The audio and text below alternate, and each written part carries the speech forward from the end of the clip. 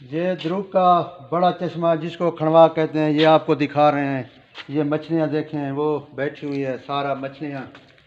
इस पानी फिर आगे जाता है, आज इससे फिर ज़मीनें सैराब होती हैं।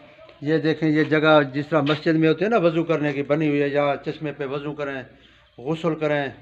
और साथ वो जगह बनी हुई है ख़वातीन के लिए, वो वहाँ पर अपना जो है ना आती हैं कपड़े धोने के लिए, पानी भरने के लिए। अब तो हर घर में जो है ना वो द्रुक में निज़ाम हो गया पानी का, वरना पहले यहाँ चश्मे से पानी भरते थे।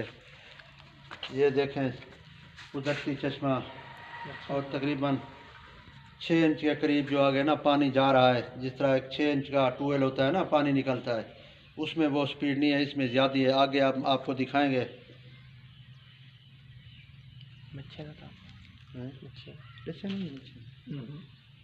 ये देखें सारी मछलियाँ, ये हैं छोटी।